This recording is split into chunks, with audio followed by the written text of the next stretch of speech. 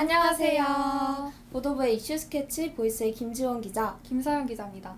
2학기 정규 방송으로 저희 보이스가 다시 돌아왔는데요. 앞으로는 저와 서영 기자님이 여러분들께 다양한 이슈 전해드릴 예정이니 많은 관심 부탁드립니다. 새 학기가 시작되니 괜히 설레는 마음도 들고 새 옷도 꺼내 입으면서 마음을 다잡게 됐는데요. 서영 기자님은 그동안 어떻게 지내셨나요? 네, 벌써 2학기라니 믿기지 않는데요. 저는 요즘 9월을 맞아 55기 후배들과 함께 방송을 만들면서 즐거운 시간을 보내고 있습니다. 또 스포츠 방송인 슈포츠도 새롭게 진행하게 되어 더욱 바쁘게 지내고 있는데요. 학우분들께 즐겁고 유익한 방송을 보여드릴 수 있도록 최선을 다하고 있으니 많은 관심 부탁드리겠습니다. 맞아요. 또 저희가 여러분께 유익한 소식 전해드리기 위해 다양한 소식 취재해 왔는데요. 맞습니다. 그럼 오늘의 보이스 시작해봐야겠죠? 지영 기자님, 2025년 2학기 첫 보이스의 주제는 무엇인가요? 네, 오늘의 주제는 바로 미제 사건과 공소시효입니다. 최근 전주에서 이윤희 씨의 등신대가 훼손되는 일이 벌어지면서 다시 수면 위로 떠오른 사건이 있는데요. 바로 2006년 발생한 이윤희 씨 실종 사건입니다.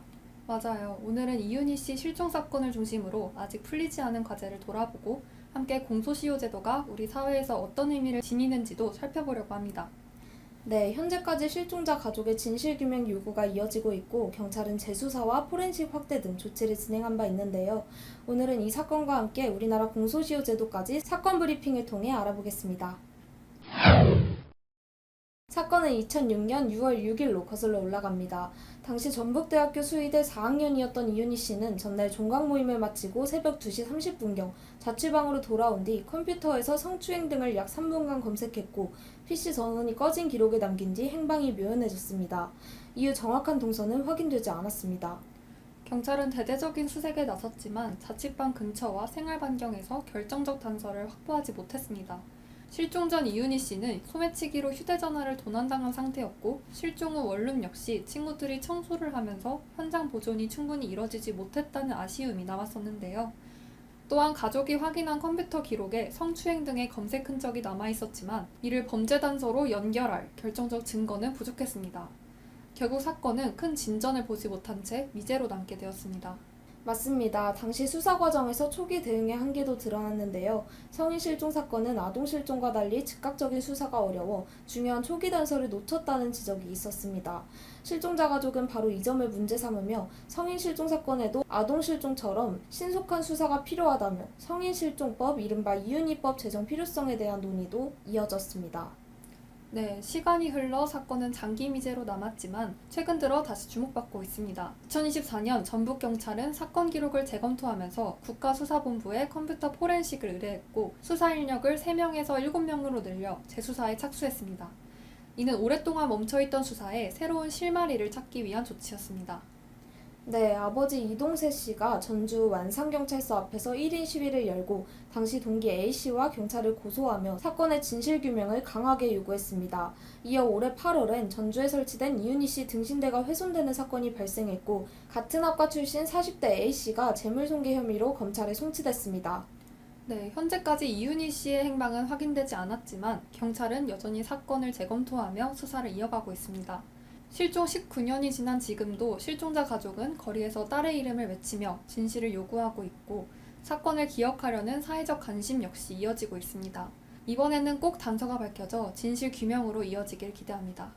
당시 살인죄의 공소시효는 15년으로 규정돼 있었고 2007년 개정으로 25년으로 연장되기도 했습니다. 하지만 여전히 시간이 지나면 처벌할 수 없다는 우려가 컸었는데요. 이런 문제의식 속에서 2015년 태완이법 개정을 통해 살인죄의 공소시효가 폐지됐고 지금은 살인죄와 일부 중대범죄는 공소시효 없이 언제든 수사와 기소가 가능합니다. 그렇다면 이번엔 전문가님께서 공소시효 폐지의 의미와 사회적 효과에 대해 자세히 설명해 주신다고 하는데요. 함께 들어보시죠. 보이스 캐쳐. 사람들이 죄를 지으면 처벌받습니다. 그 절차 보면 경찰의 수사, 검찰의 기소, 법원의 재판, 형의 집행이란 이런 단계를 거쳐서 이루어지는데 이 공소시효는 범죄에 대해서 수사기관이 법원에 기소를 할 때 일정 기간 내에 하지 않으면 그 범죄에 대한 기소권 자체가 소멸되는 제도를 말하거든요. 보통 범죄 행위가 종료된 후에 일정 기간 지나면 더 이상 법원에 기소할 수 없다. 처벌할 수 없는 이 제도, 이걸 공소시효 제도라고 합니다. 살인죄 공소시효 폐지는 우리 형사사법 역사에서 매우 중요한 전환점이었습니다. 2015년 7월 형사소송법 개정을 통해서 이루어졌는데 여러 가지 이유가 있었습니다.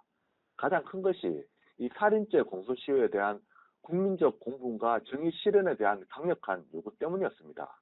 화성 연쇄 사건, 장기 미제 사건들에 대한 안타까움이 누적된 상태에서 1999년 발생한 대구 어린이 황산 테러 사건, 김태양 군 사건이 있었는데 끝내 범인을 못 잡고 공소시효가 만료되는 상황에 처하자 국민적 공분이 폭발했습니다. 적어도 사람의 생명을 빼앗는 이 반인륜적 범죄만큼은 시간이 지났다는 이유로 처벌을 못한다. 이건 안 된다. 이런 사회적 합의가 형성된 것입니다. 과학수사기법의 눈부신 발전도 원인이었거든요. DNA 분석, 디지털 포렌식 등 첨단 수사기법이 발달되었고 수십 년 지난 사건이라도 새로운 정보 통해서 진실을 규명할 가능성이 많아졌습니다. 이런 부분이 공소시효 제도의 주된 근거였던 증거 확보 어려움을 상당 부분 해소시켰습니다.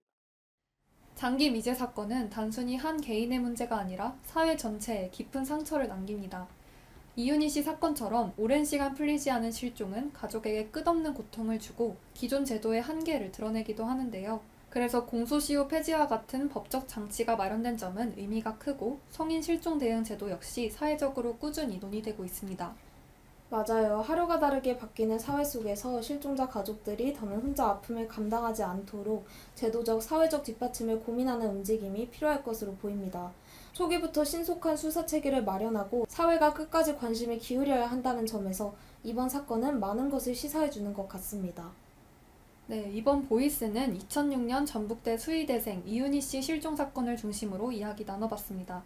19년이 지난 지금까지도 사건은 해결되지 않았고 실종자 가족은 여전히 목소리를 내고 있는데요. 사회적 제도와 관심이 어떻게 작동하느냐에 따라 또 다른 피해를 막을 수 있다는 점이 느껴졌습니다. 맞아요. 이럴 때 떠오르는 사자성어가 바로 장두노비입니다. 머리는 숨겼지만 꼬리는 드러난다는 뜻으로 아무리 감추려 해도 진실은 결국 드러나기 마련이라는 의미인데요. 끊임없는 관심과 노력이 이어진다면 진실이 밝혀지길 바라는 메시지로 새겨볼 수 있겠습니다. 이윤희 씨 사건 역시 우리 사회가 끝까지 기억하고 진실 규명을 위해 노력해야 할 대표적인 사례가 아닐까 싶습니다. 꼭 진실이 밝혀지길 간절히 바라겠습니다. 네, 그럼 오늘의 보이스 여기서 마치겠습니다. 다음 편도 기대해주세요. 감사합니다.